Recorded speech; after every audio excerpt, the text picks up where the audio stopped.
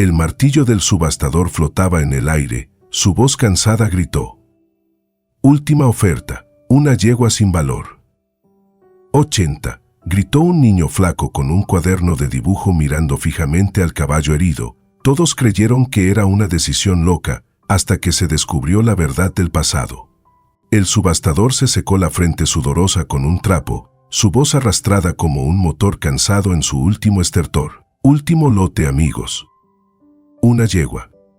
Sin papeles, flaca como un palo, apenas merece la pena echarle un vistazo. Agitó una mano hacia el corral, sin apenas mirar a la criatura que había dentro. En la esquina del destartalado recinto, la yegua yacía acurrucada, su cuerpo un lastimoso montón de huesos cubierto de un pelaje enmarañado y desparejo. Las costillas le sobresalían por los costados como el armazón de una cometa rota, y unas cuantas llagas abiertas y supurantes salpicaban su flanco. No se movía, no levantaba la cabeza, pero sus ojos, apagados, resignados, mostraban una rendición silenciosa, como si ya hubiera aceptado que su fin estaba cerca. La multitud murmuraba y se movía de un lado a otro. Un hombre con una gorra manchada resopló, escupiendo en la tierra.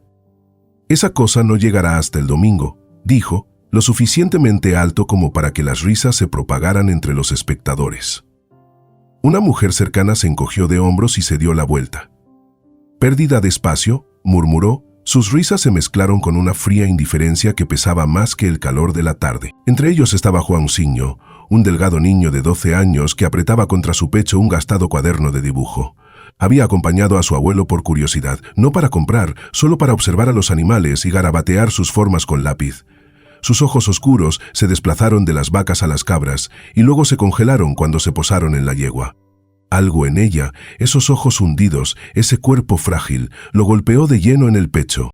Su corazón latía con fuerza, un dolor agudo y familiar se hinchaba dentro de él, como si acabara de tropezarse con un recuerdo que no sabía que había enterrado. «Sigue viva», susurró, casi para sí mismo. Las palabras salían suaves y temblorosas. Antes de que pudiera pensar, su mano se levantó. 80. Su voz no era alta, pero atravesó el murmullo de la multitud como una campana rota. Las cabezas se volvieron. ¿Un niño? ¿Pujando por ese caballo? El hombre de la gorra soltó una carcajada. «El chico tiene más agallas que sentido común». Junto a Juanciño, su abuelo se estremeció, extendiendo una mano curtida para tirarlo hacia atrás. «Juan, que estás», pero entonces lo vio. La mirada del chico, feroz e inquebrantable, como un fuego parpadeando detrás de un cristal.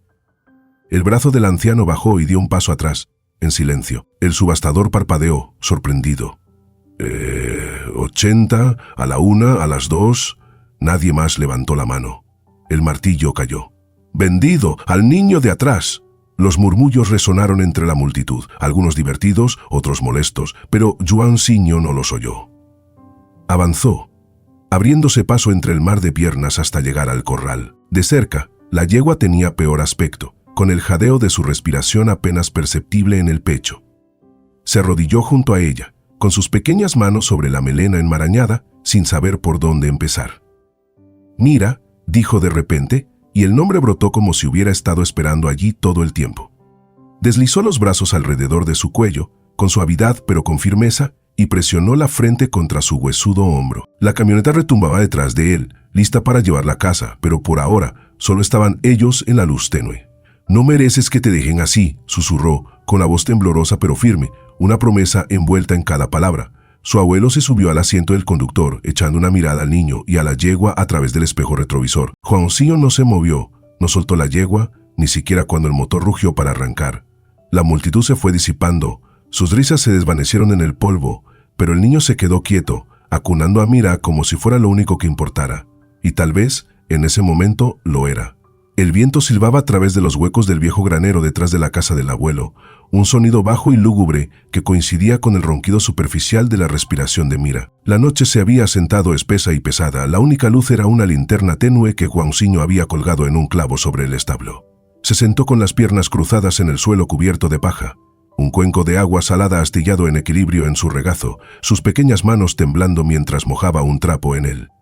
Mira yacía inmóvil, su esquelético cuerpo apenas se movía con cada respiración trabajosa. Sus llagas parecían empeorar bajo el resplandor parpadeante, rojas y enojadas, cubiertas de costras de tierra. Joãozinho se inclinó hacia ella, frotándolas con el trapo, con un toque ligero pero inestable. «Tengo que limpiarte», murmuró con voz suave, como si estuviera engatusando a un niño asustado. «Eres más fuerte de lo que pareces, ¿eh?» Ella no se movió, ni siquiera se estremeció, pero él siguió, frotando lenta y cuidadosamente, como si cada golpe fuera una súplica para que ella aguantara. Había pasado la última hora recogiendo hierba fresca del jardín y mezclándola con un puñado de grano que había pedido prestado del alijo del abuelo. Ahora sostenía un manojo cerca de su hocico, acercándolo a ella. «Vamos, mira, solo un bocado», dijo, con el ceño fruncido. Su nariz se movió, apenas, pero ella volvió la cabeza, con los ojos entrecerrados. Los hombros de Joãozinho se hundieron, pero de todos modos dejó la comida al alcance de la niña, negándose a rendirse. La puerta del granero se abrió con un chirrido y una sombra se extendió por el suelo. Raúl, el viejo amigo del abuelo, entró arrastrando los pies, con las botas arañando la tierra. Era un tipo fibroso con barba gris y manos que parecían haber luchado con 100 terneros. Solía ser veterinario, antes de jubilarse para dedicarse a los tractores. El abuelo lo había llamado para que echara un vistazo, y ahora estaba allí, mirando a Mira con los ojos entrecerrados como si fuera un rompecabezas que no quería resolver.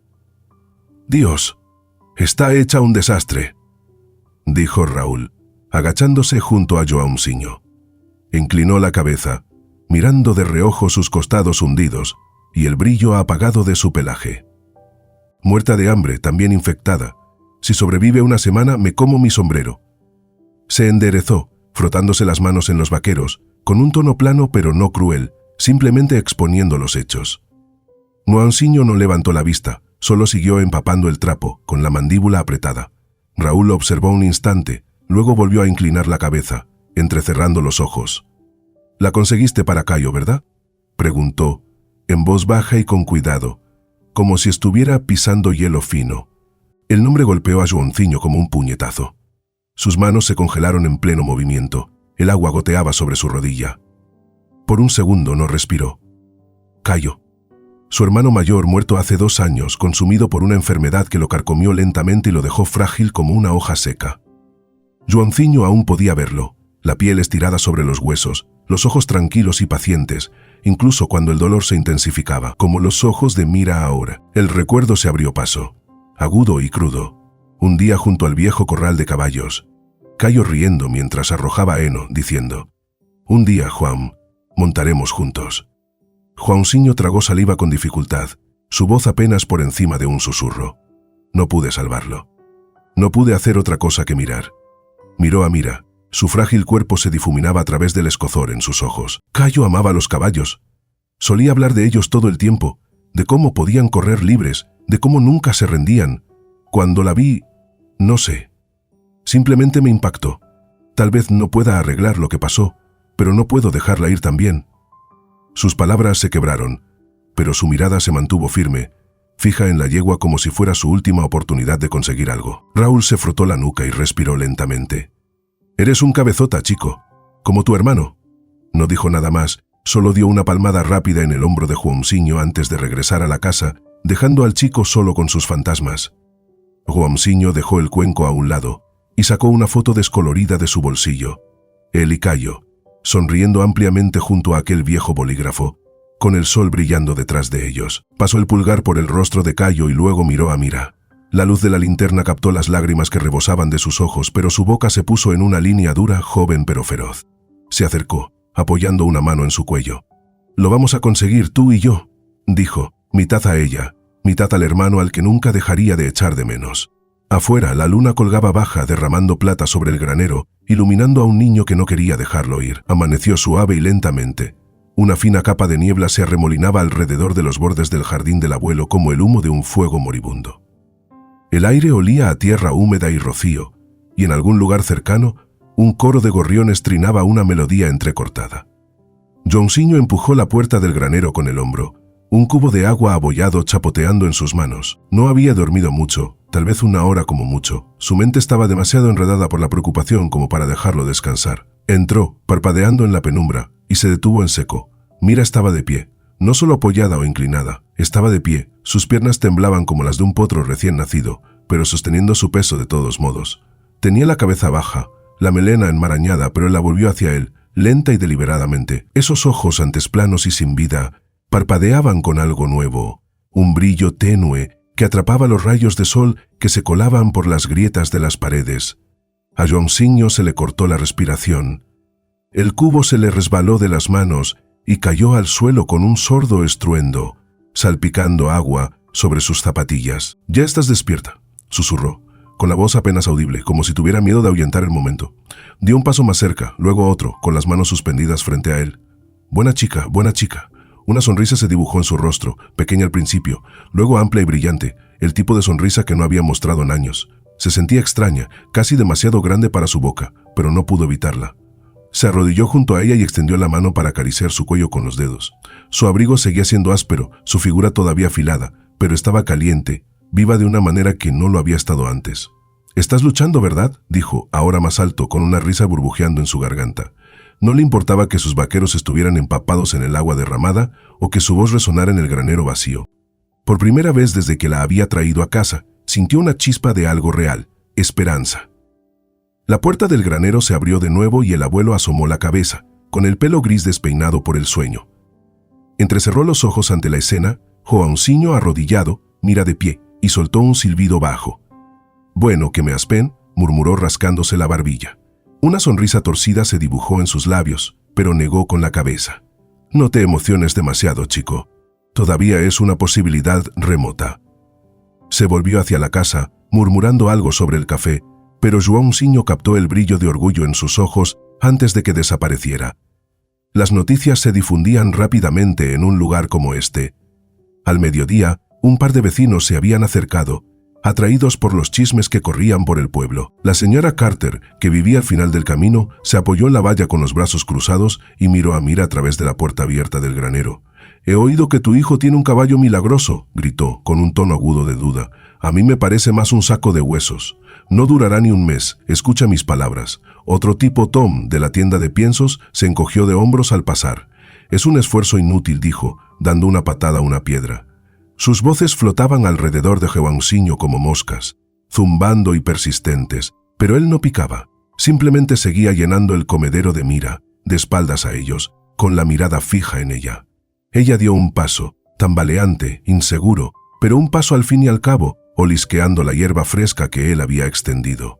El corazón de Joãozinho dio un salto, latiendo tan fuerte que pensó que podría salírsele del pecho. «Eso es», dijo, suave y firme, como si la estuviera animando en una carrera que solo ellos podían ver. Se enderezó, se limpió las manos en la camisa y se quedó allí, en el umbral, con la luz de la mañana derramándose sobre sus hombros. Se prendió en su cabello oscuro, volviendo los bordes dorados, y por un minuto, pareció más alto de lo que era para sus 12 años, como un niño que había encontrado algo a lo que aferrarse. Mira volvió a levantar la cabeza, moviendo las orejas mientras masticaba, y Joãozinho la observaba, siguiendo con la mirada cada uno de sus temblorosos movimientos. La niebla se estaba disipando, y el jardín se extendía verde y tranquilo más allá del granero. No necesitaba que nadie más viera lo que él veía. Dos almas, maltrechas y magulladas, que empezaban a coserse de nuevo. El mundo podía quedarse con sus dudas. Él tenía a Mira, y eso era suficiente. Las semanas pasaban como páginas de un libro, y cada día Mira volvía a recomponerse un poco más.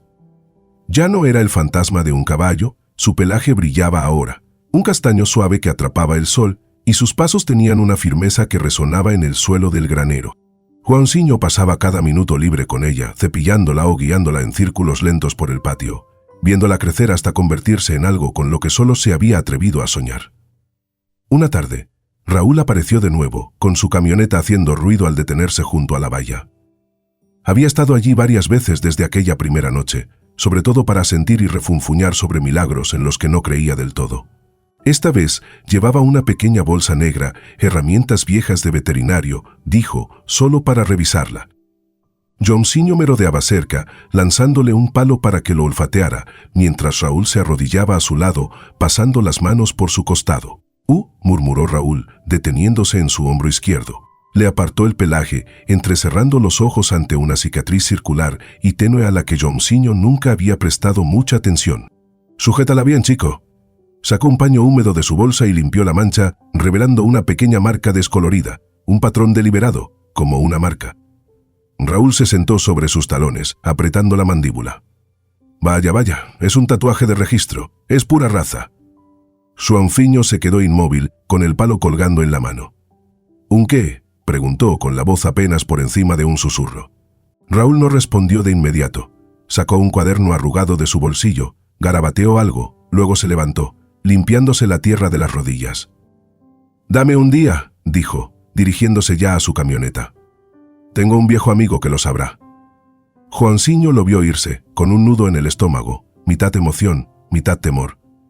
Fiel a su palabra, Raúl regresó a la mañana siguiente, con un sobre amarillento en la mano. El abuelo también estaba allí, apoyado en la barandilla del porche, mientras Juanciño estaba sentado en una caja volcada, con mira atada cerca.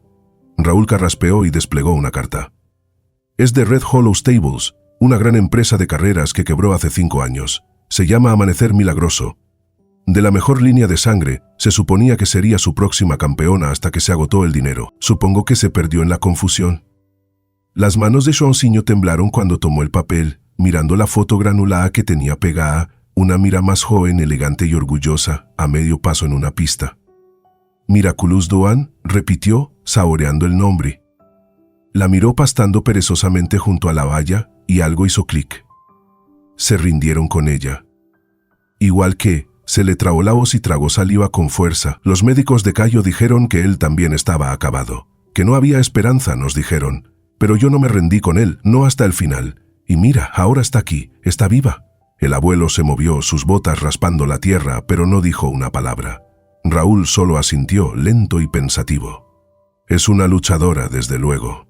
Como alguien más que conozco. Guardó el sobre en el bolsillo y le dejó la foto a Juanciño. Más tarde, cuando el sol se puso, Juanciño se acercó a la valla con una flor silvestre que había arrancado de la zanja. Una cosita desaliñada, morada y doblada. La metió en el poste donde estaba Mira, con la cabeza alta ahora, trotando unos pasos como si fuera la dueña del lugar. Sonrió, suave y seguro, con la foto todavía en la mano. «Eres más de lo que pensaban», dijo, mirando al cielo, donde le gustaba pensar que Cayo estaba observando. «Ambos lo somos».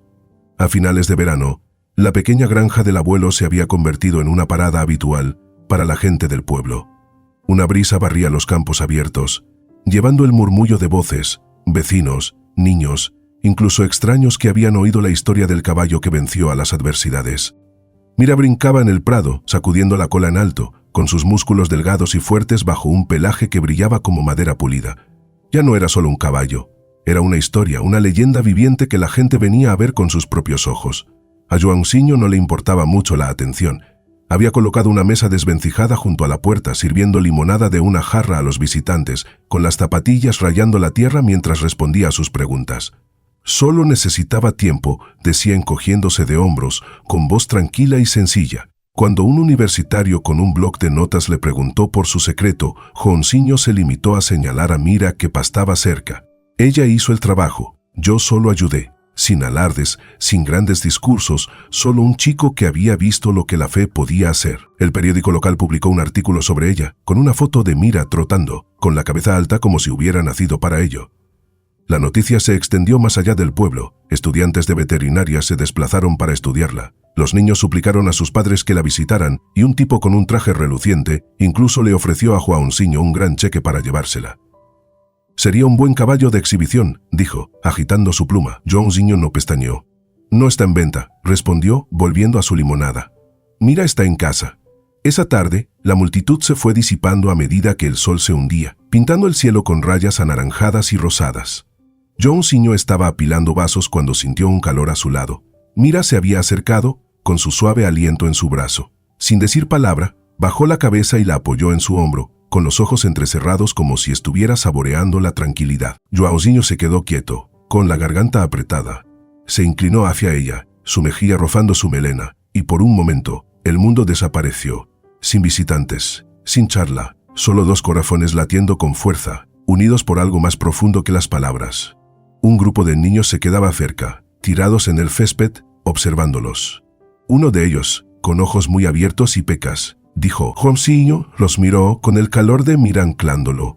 Pensó por un segundo y luego dijo: «A veces, lo único que se necesita es una persona que no se rinda, una persona que vea lo que es posible, incluso cuando nadie más lo hace.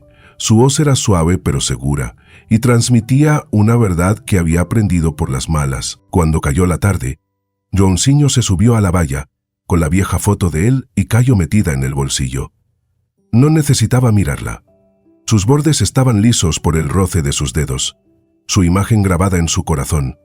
Mira se acercó, mordisqueando un trébol debajo de él, con su presencia firme como la tierra misma. El horizonte brillaba, un último estallido de luz antes de que la noche se apoderara de todo. Joãozinho echó la cabeza hacia atrás, con una sonrisa en los labios. Había soportado mucho, dolor, dudas, esperanza, y de alguna manera Mira lo había soportado con él.